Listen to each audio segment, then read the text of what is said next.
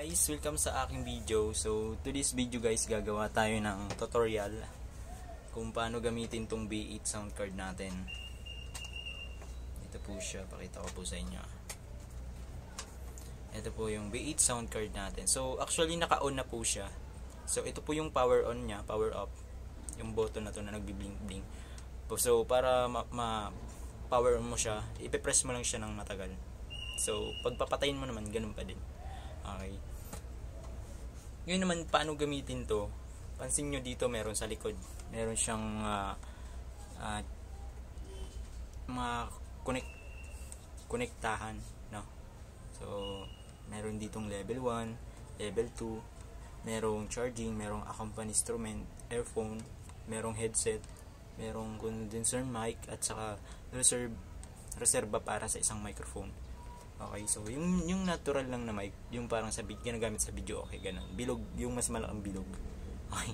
So ngayon, pansin nyo yung video, yung voice ko o yung sound ko hindi pa pumapasok dito sa microphone, okay? So ngayon gagawin natin, kukonek natin yung microphone. Ito yung connector para sa microphone dito, okay? So i-connect mo siya dito sa condenser mic. Ayan, naka-connect na siya. So, hindi mo naman marinig, 'di ba? So, ayan, hindi pa nagta-transfer diyan kasi hindi pa naka-connect itong cord na to. Hindi pa naka-connect sa dito sa B8 papunta diyan sa cellphone. Okay, so ngayon i-connect natin siya dito sa level 1. Yung level 1 is para siya sa video. Okay, which is ito yung video na panggamit natin, gagamitin natin ngayon. I-connect natin diyan sa ito mismo yung cellphone. So, i-connect natin siya. Okay? Connect natin siya. Connect lang natin saglit.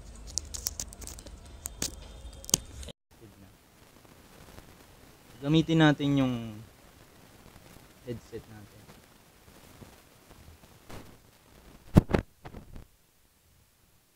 Hello. So ayun, naririnig mo na ako.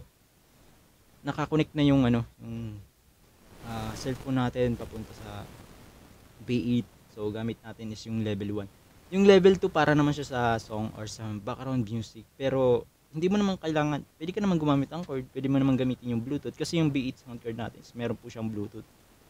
So kapag mag-recording ka or mag-training ganun, dapat dalawa yung gamit mo na cellphone.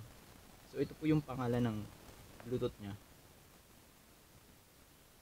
B8. Okay, so i-connect mo siya papunta sa B8 sound card. So, ngayon, ito para sa background song, para sa music. So, mag-play tayo ng song dito. Ayan. Narinig mo na. Yun! Ang ganda ng tunog niya, grabe. Worth it yung pera na binili mo dito. Yan ang bili mo. So, papansin nyo, diba tumitigil yung song kapag nagsasalita ako? Kasi meron siyang dito. Meron ako, pinindot ko yung dodge.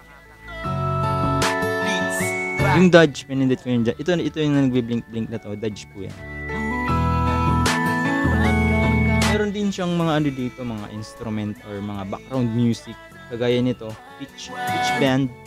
Try natin yung pitch band. Hi guys. Yeah. Ini-edit niya yung voice mo. Ayan. Di ba? Meron din siyang loud background. Ayan.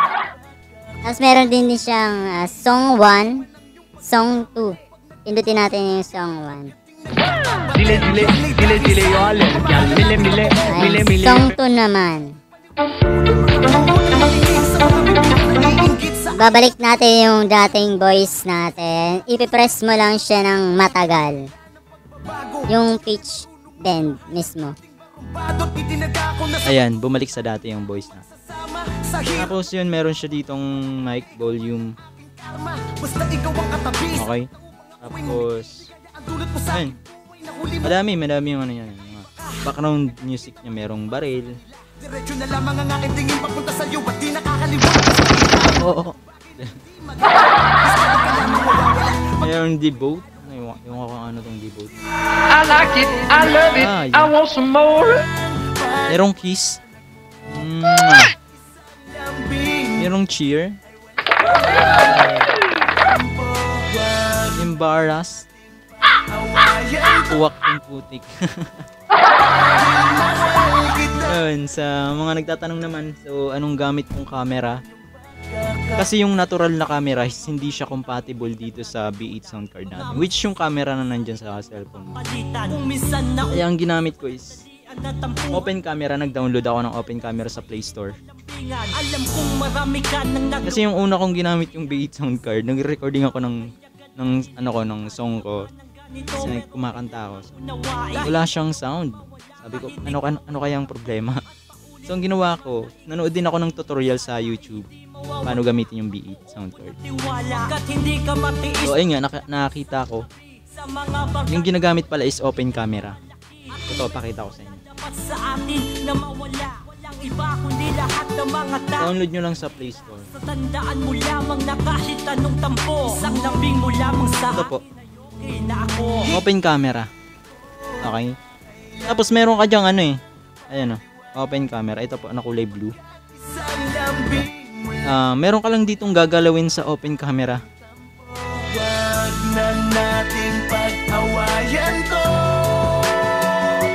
Punta ka sa setting. Pag nandito ka na,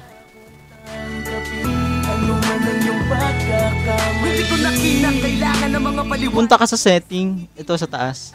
Ikaw na ay pinapatawad ko, wala nang diskusyon. Tapos ayun, hahanapin mo yung video setting.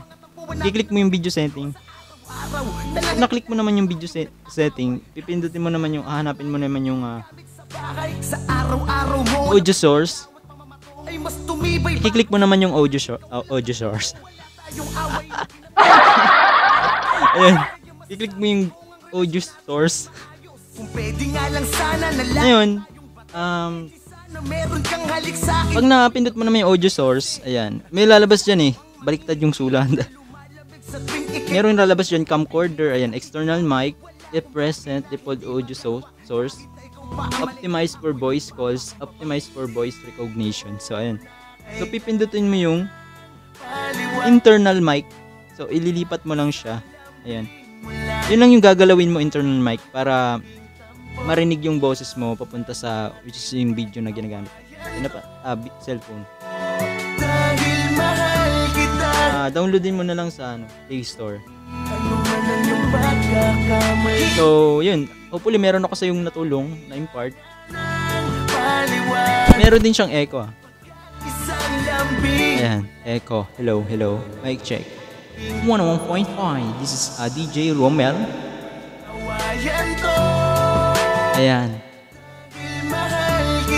Kung gusto mo pa mas maganda yung effect ng sound, or pindutin mo lang yung ito, mic, para mas makita natin na bilog yung natin. Ayan, palitan natin yung ayan natin yung ayun, yung mic, gagawin niyang bilog yung boses mo. Hello. Yun. So, pansin nyo, i-click mo ulit. Hello. Parang mas wagas yung niya, yung voice niya. Yeah, so, pero pag pinindit mo tong mic, MC, bibilog siya. Hello. Oh, di ba? So, yun lang. Hopefully meron ako sa inyong na-impart na knowledge about dito sa B8 sound card natin. So, huwag niyo kakalimutan mag-subscribe sa aking YouTube channel para sa mga videos na ipopost ko. Ma-notify nyo lahat. Click nyo yung notification bell. Follow nyo din po ako sa Facebook account ko. So, yun lang. God bless.